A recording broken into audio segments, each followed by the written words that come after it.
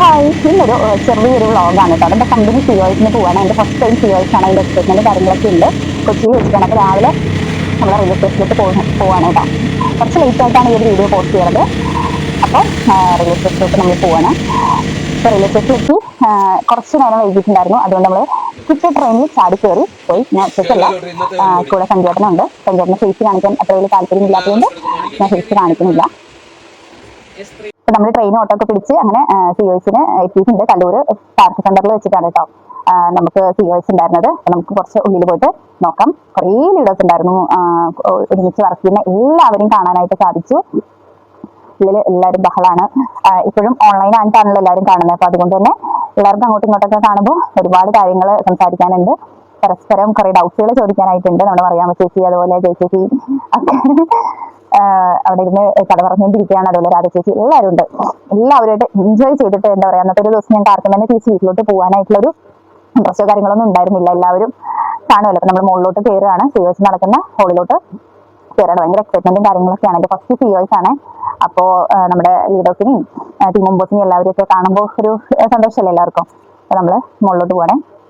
നമ്മളിപ്പോൾ സ്റ്റെയർ കയറിയിട്ടാണ് പോയത്. എല്ലാവരും കൂടെ വർത്താനം പറഞ്ഞ് സ്റ്റെയർ കയറി ഒന്ന് പോവാലോ. അടിപൊളി ഒരു എക്സ്പീരിയൻസ് ആയിരുന്നു. എന്താ പറയുക, നമ്മൾ ഉള്ളിലോട്ട് കയറാനായിട്ട് വെയിറ്റ് ചെയ്ത് നിൽക്കുകയാണ്. അങ്ങനെ നമ്മൾ ഉള്ളിലോട്ട് കയറി എല്ലാവരും സെറ്റായിട്ട് ഇരിക്കുകയാണ്. നമുക്ക് തുടങ്ങിയിട്ടില്ല, ഓരോരുത്തരായിട്ട് വന്നുകൊണ്ടിരിക്കണേ ഉള്ളൂ. നമ്മൾ ചെന്ന നമ്മുടെ ടീമൊക്കെ ആയിട്ട് സെറ്റായിട്ട് എല്ലാവരും ഇരുന്നു. സംസാരവും കാര്യങ്ങളൊക്കെ നടക്കുന്നുണ്ട്.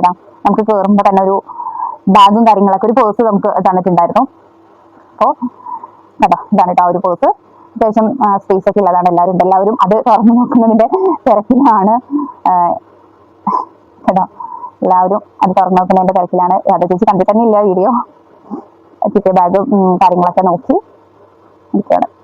നമുക്ക് നമ്മുടെ റേസ് ലൈനിന്റെ ഫെബ്രുവരിയിലെ കാറ്റലോഗ് ലോഞ്ച് ആണ്. അതുപോലെ സിഒസ് ഭയങ്കര എക്സൈറ്റ്മെന്റ് ആയിട്ട് എന്താ പറയാ പോയൊരു സിഒസ് ആണ്.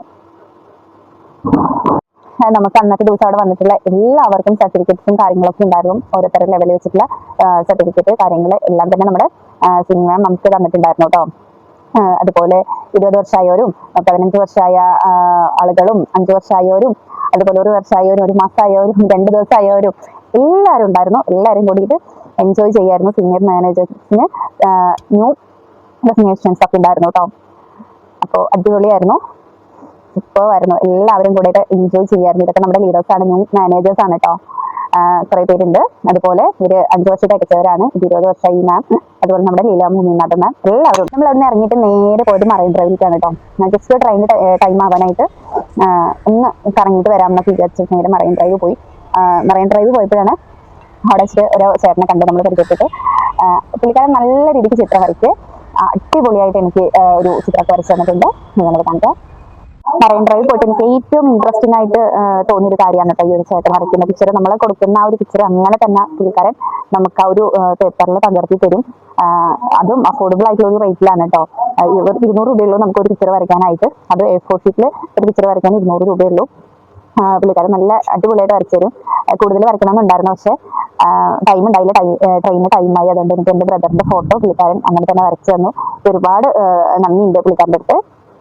അപ്പോൾ അടിപൊളിയായിട്ട് ചേട്ടൻ നമുക്ക് എൻ്റെ ബ്രദറിന്റെ ഫോട്ടോ വരച്ചു തന്നു. അപ്പോൾ അടുത്ത വീഡിയോ ആയിട്ട് വീണ്ടും കാണാം. Okay, by.